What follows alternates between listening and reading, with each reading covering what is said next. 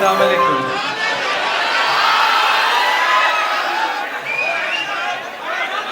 सलाम करता हूँ आपकी जिंदा दिली को, आपके जोश को, आपके जज्बे को, आपके जुनून को। बहुत नाम सुना करता था आपके शहर का, बड़ी ख्वाहिशें थी कि आपके बीच हाजिरी हो, लेकिन आपकी मोहब्बतें हाजिर हूँ। 4 मिसरों से अपनी बात की शुरुआत करता हूँ। थोड़ा सा आप सबकी शिरकत हो, थोड़ी देर मुशायरे को मुशायरा बनाइए, फिर इंशाअल्लाह वो सब सुनाऊंगा जिसके लिए या तो बहुत बदनाम हूँ या बहुत मशहूर हूँ। 4 मिसरे पढ़ता हूँ।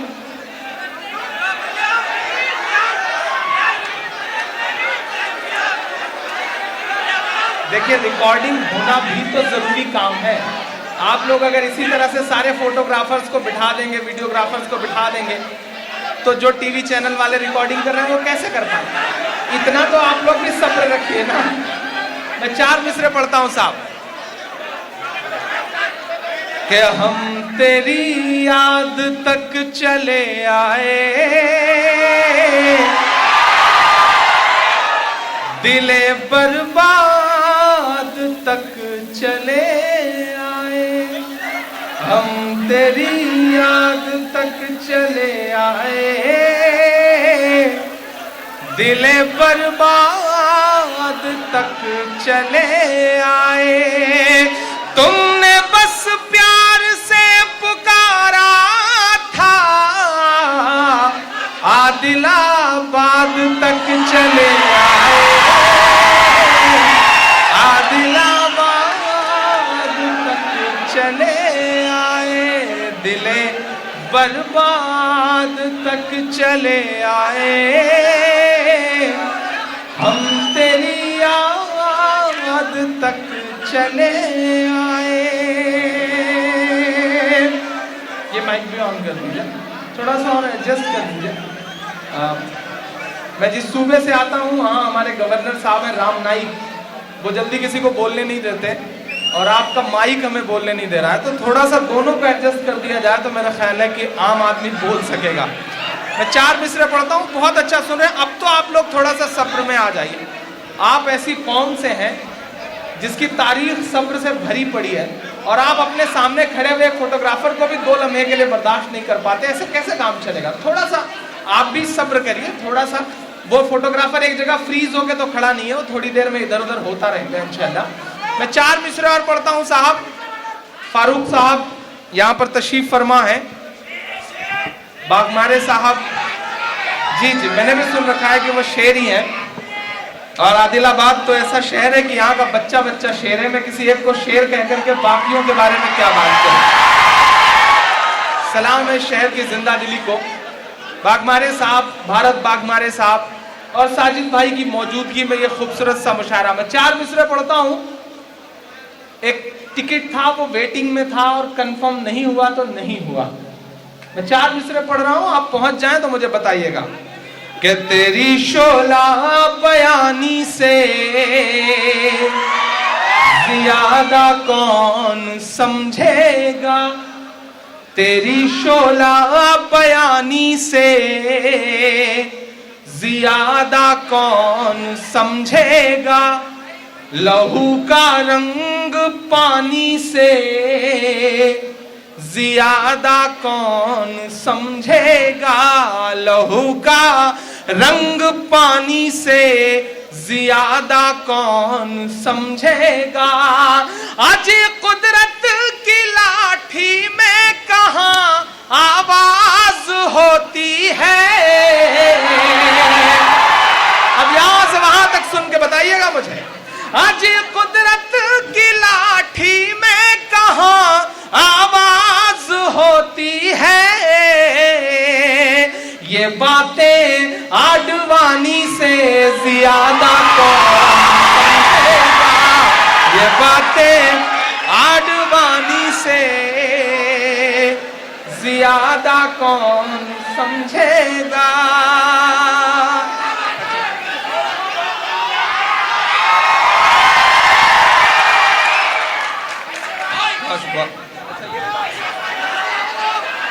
अच्छा, कमाल का शहर है। एक बार माला पहनाते हैं, फिर थोड़ी देर बाद आवाज देते हैं कि भाई हाथ मिलाना बाकी रह गया था।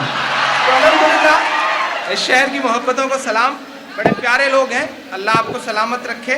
मैं 4 मिसरे और पढ़ता हूँ साहब। बहुत शुक्रिया।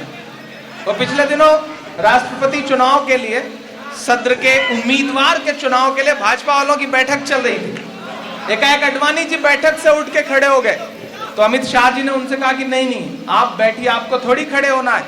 तो अडवाणी जी ने कहा यार क्या वॉशरूम भी ना जाऊं, ये हालत करके रख दिया है कि खड़े तक नहीं होने दे रहे हो। मैं 4 मिसरे पढ़ता हूं साहब और आपसे दुआएं मांगता हूं कि देशभक्ति की दुहाई देकर पूरे भारत को रोज ठगता है। देशभक्ति की दुहाई देकर पूरे भारत को रोज ठगता है। अब तो मरना भी हो गया महंगा, अब तो मरना भी हो गया महंगा। अब कफन पर भी टैक्स लगता है, अब कफन पर भी टैक्स लगता है, अब कफन पर भी टैक्स लगता है। क्या उनकी चुप्पी के मायने हैं बहुत। अमूमन मेरी आंखों के सामने बैठे हुए लोग जो बुजुर्ग बैठे हैं, मैं उनकी पेशानी की झुर्रियों में जो दर्द महसूस करता हूं, उन्हें अपने लफ्जों में ढालने की कोशिश कर रहा हूं। शायरी की यह जुबान नहीं हुआ करती थी। शायरी जब अदब के दायरे में रहती थी तो वो सियासत पर तंज करने की कोशिश नहीं करती थी। लेकिन मुझे ऐसा लगता है कि शायरी का मतलब होता है समाज को आईना दिखाना। मेरी जिम्मेदारी है, मैं अपनी उस जिम्मेदारी को निभाने की कोशिश करता हूं। आजादी के बाद पहले प्रधानमंत्री पंडित जवाहरलाल नेहरू हुआ करते थे।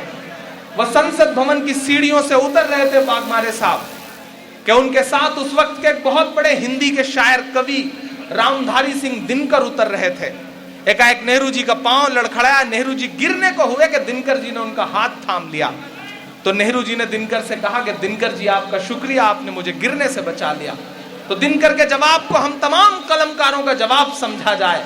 दिनकर ने कहा कि नेहरू जी इस देश की सियासत के कदम जब जब लड़खड़ाएंगे, साहित्य और अदब हमेशा उसे सहारा देने का काम करेगा। मैं अपनी वही जिम्मेदारी निभा रहा हूं। मैं कोशिश करता हूं कि मैं दिल्ली की आंख से आंख मिलाकर के बात कर सकूं, उन्हें आईना दिखा सकूं। आपकी दुआओं के भरोसे, आपके साथ के भरोसे। मैं पढ़ता हूं साहब। अब तो मरना भी हो गया महंगा, अब कफन पर भी टैक्स लगता है। कि उनकी चुप्पी के मायने हैं बहुत, उनकी चुप्पी के मायने हैं बहुत। वो लगा कर के आग जाते हैं, उनकी चुप्पी के मायने हैं बहुत। वो लगा कर के आग जाते हैं। मुल्क जलता है और अपने साहिब, मुल्क जलता है और अपने साहिब रोज परदेस भाग जाते हैं, रोज परदेस भाग जाते हैं, रोज परदेस भाग जाते हैं। बहुत शुक्रिया, बहुत मोहब्बतें। ये जो आगे जमीन पे बैठे हुए नौजवान हैं, इनका जो जोश है वो वक्त वक्त पे निकल के बाहर आ रहा है। लेकिन जो पिछली सफों में बैठे हुए लोग हैं, उनसे गुजारिश कर रहा हूं कि अल्लाह ने आपको भी दाद देने के लिए, ताली वाली बजाने के लिए कुछ ना कुछ रखा हुआ है। पीछे तक आवाज नहीं जा रही है, पीछे तक आवाज कम जा रही है शायद। थोड़ा सा माइक और एडजस्ट करें तो बेहतर रहेगा। मैं अब आवाज आई? अभी भी नहीं आई? पीछे तक आवाज नहीं जा रही है। अब आवाज आई? अच्छा, अगर आवाज नहीं आई तो कैसे फिर मेरी आवाज आप तक आई कि नहीं आ रही है? इसका मतलब थोड़ी बहुत तो आवाज आ रही है, बस थोड़ा सा माइक एडजस्ट कर दें। बहुत कुछ पढ़ना।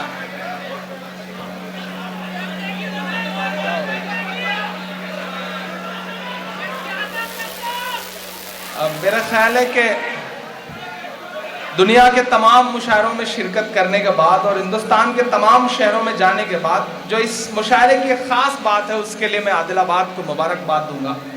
मैं मुशायरों में जाता हूँ तो कोई ऐसा मुशायरा मेरी आंखों के सामने आता है कि उसमें सिर्फ कांग्रेस की लीडरशिप बैठी रहती है, कोई ऐसा मुशायरा आता है जिसमें सिर्फ MIM के दोस्त बैठे होते हैं, कुछ ऐसा मुशायरा आता है जिसमें सिर्फ सपा के लोग बैठे होते हैं।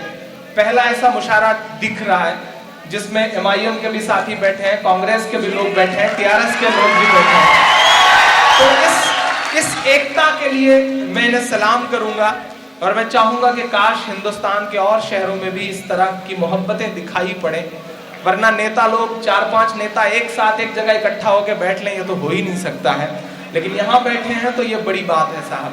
मैं सलाम करता हूँ और नेताओं में आपस में बड़ी अंडरस्टैंडिंग होती है। बागमारे साहब, वो पिछले दिनों हिंदुस्तान का एक नेता अमेरिका गया अपने एक नेता दोस्त के घर पर, तो उसने देखा क्या खूबसूरत बंगला बना हुआ है, क्या खूबसूरत बड़ी बड़ी महंगी गाड़ियां खड़ी हैं।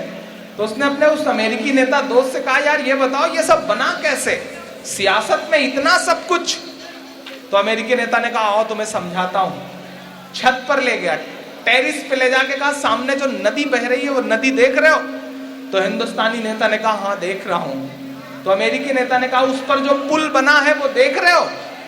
तो हिंदुस्तानी नेता ने कहा हाँ देख रहा हूं। तो अमेरिकी नेता ने कहा कुछ नहीं, बस उसी के 30% से बनवाया है। बात हिंदुस्तानी नेता की समझ में आ गई, वापस लौट करके आया। साल भर बाद जब अमेरिकी नेता हिंदुस्तान आया और अपने दोस्त के घर गया तो देख रहा है उससे भी बड़ा बंगला, उससे भी बड़ी बड़ी गाड़ियां। उसने अपने दोस्त से कहा यार महज 1 साल में इतना काया पलट कैसे हो गया? तो हिंदुस्तानी नेता ने कहा आओ तुम्हें समझाता हूं। छत पर ले गया, टेरिस पर ले गया, कहा वो जो सामने नदी बह रही है वो देख रहे हो? तो अमेरिकी नेता ने कहा हाँ देख रहा हूं। कहा उसके ऊपर जो पुल बना है वो देख रहे हो? तो अमेरिकी नेता ने कहा यार उस पर तो कोई पुल बना ही नहीं है। तो हिंदुस्तानी नेता ने कहा बस उसी के 100% से बनवाया है। ये है हिंदुस्तान का समझदार नेता। लेकिन यहाँ अल्हम्दुलिल्लाह बहुत अच्छे लोग बैठे हैं। एक बार मुझे लगता है कि यहाँ से लेकर वहां तक सारे लोग एक बार ताली बजा करके हुक्म दें कि आप मुशायरा सुनने के मूड में आ चुके हैं। मैं 4 मिसरे और पढ़ता हूं साहब। ये थोड़ा सा मुश्किल दौर है। आप तेलंगाना में रहते हैं, मैं सलाम करूंगा यहाँ की हुकूमत को और यहाँ की आवाम को भी कि आप जिस मोहब्बत के साथ रह रहे हैं, और हुकूमत ने भी इस बात का इंतजाम कर रखा है कि आपस में नाइत्तफाकियां ना बढ़ें।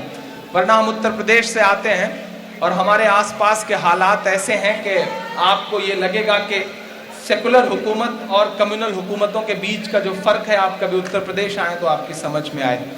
लेकिन आपकी तो तारीख रही है साहब, 1400 साल से आपकी तारीख रही है कि दुश्वारियों से आपका बड़ा गहरा नाता रहा है। मैं 4 मिसरे पढ़ता हूं। मायूस होने से काम नहीं चलेगा, मायूसी कुफ्र है, मायूस होने से काम नहीं चलेगा। मैं 4 मिसरे पढ़ता हूं साहब। कि सच की पहचान बनकर जियो तो सही, तुम निगहबान बनकर जियो तो सही, तुम निगहबान बनकर जियो तो सही, सच की पहचान बनकर जियो तो सही। ये ज़माना अदब से झुकाएगा सर, तुम मुसलमान बनकर जियो तो सही, तुम मुसलमान बनकर जियो तो सही, तुम मुसलमान बनकर जियो तो सही। 4 मिसरे और पढ़ता हूं साहब। सच की पहचान बनकर जियो तो सही, तुम निगहबान बनकर जियो तो सही। ये ज़माना अदब से झुकाएगा सर, तुम मुसलमान बनकर जियो, मुसलमान बनकर जियो तो सही। आपको याद है पिछले दिनों रात में ओवर ड्रिंक कर लेने की वजह से एक शख्स सुबह के 4:30 बजे उठता है और एक ट्वीट दे मारता है। आजकल जो कुछ नहीं कर रहे हैं वो ट्वीट कर रहे हैं, और जो ट्वीट कर रहे हैं वो कुछ नहीं कर रहे हैं। ट्वीट दे मारा उन्होंने ये बताया कि मेरी नींद में खलल पड़ता है, उन्होंने ये बताया कि अजान से मेरी नींद में खलल पड़ता है। हालांकि वो ये ट्वीट करते हुए भूल गए कि जिस उस्ताद मोहम्मद रफी साहब के गानों की कॉपी कर करके वो स्टार बने, वो मोहम्मद रफी साहब खाने काबा में अजान देने की ख्वाहिश लेकर के इस दुनिया से चले गए। शायद उन्हें मर्तबा नहीं पता। फिर आपने भी बवेला मचाया, आपने सोशल मीडिया से लेके मीडिया तक हर जगह आवाज बुलंद करना शुरू कर दिया। लेकिन मैं सलाम करूंगा इस मुल्क की गंगा जमुनी तहजीब को, जिसमें आपसे ज्यादा आपके साथ कंधे से कंधा मिलाकर के तमाम हिंदू भाई खड़े हुए, और आपसे ज्यादा लानतें उन्होंने सोनू निगम पर भेजी। यह हिंदुस्तान है और यह हिंदुस्तान की खूबसूरती है। मेरी तो आपसे जो शिकायत है मैं उसे दर्ज करवाता हूं 4 मिसरों में कि रब की राहों में फरियाद तो कीजिए, मुश्किलों में उसे याद तो कीजिए, मुश्किलों में उसे याद तो कीजिए, रब की राहों में फरियाद तो कीजिए। किस में दम है अज़ां बंद करवाए फिर। अगले मिसरे पे अगर सच लगे तो कोई भी हाथ खामोश ना रहे। मैं पढ़ता हूं साहब कि रब की राहों में फरियाद तो कीजिए, मुश्किलों में उसे याद तो कीजिए। किस में दम है अज़ां बंद करवाए फिर, मस्जिदें पहले आबाद तो कीजिए, मस्जिदें पहले आबाद तो कीजिए।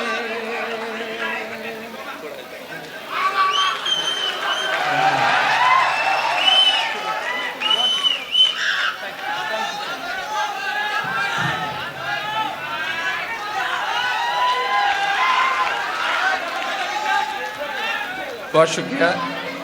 ये मोहब्बतें हैं और ये मेरे लिए तमाम यादें हैं। मैं फिर से इसे पढ़ता हूं।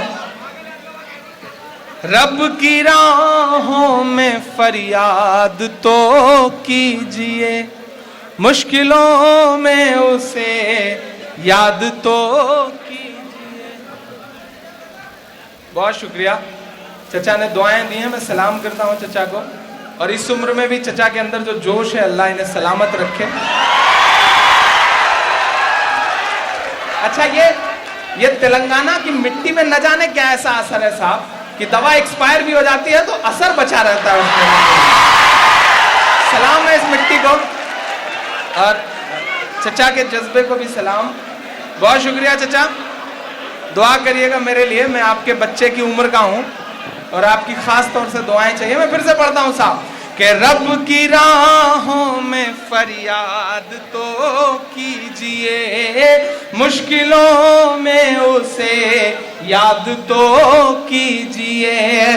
किस में दम है अज़ां बंद करवाए फिर, मस्जिदें पहले आबाद तो कीजिए, मस्जिदें पहले आबाद तो कीजिए।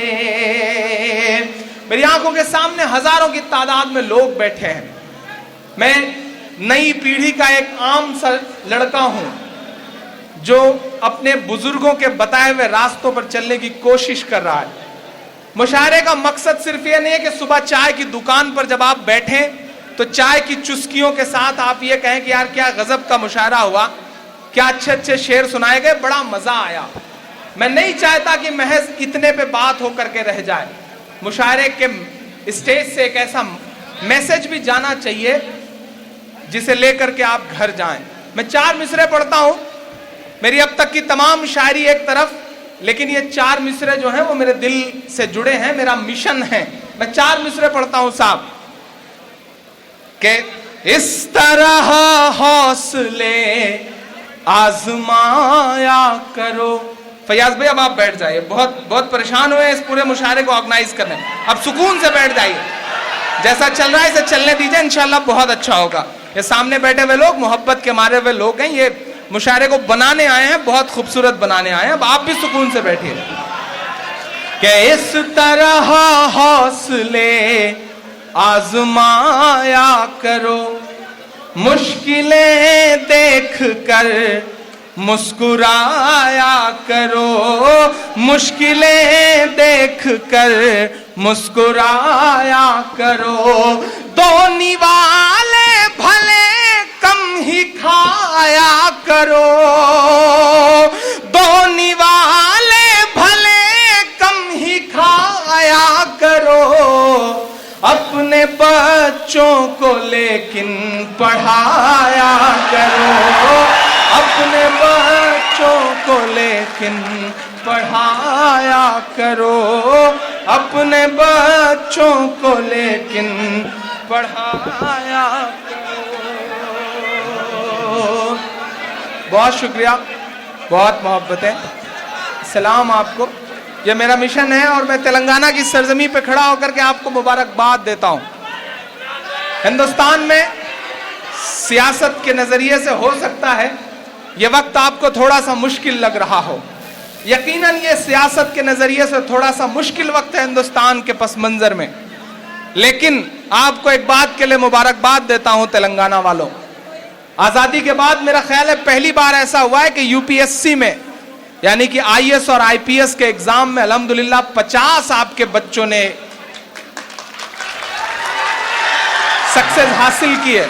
ये बहुत बड़ी बात है, इस बात के लिए आपको मुबारकबाद देता हूं। 50 बच्चों के आईएएस आईपीएस होने का मतलब समझते हैं आप, बहुत बड़ी बात है। सलाम करता हूं और आज इस डाइस पे खड़ा होकर दुआ करता हूं कि अल्लाह करे अगली साल ये आंकड़ा 100 के पार चला जाए। सियासी चेहरे तो आते जाते रहते हैं, हुकूमतें बदलती रहती हैं, लेकिन एक आईएएस वहीं बैठा रहता है, एक आईपीएस वहीं बैठा रहता है। तो इस अहमियत को समझिए।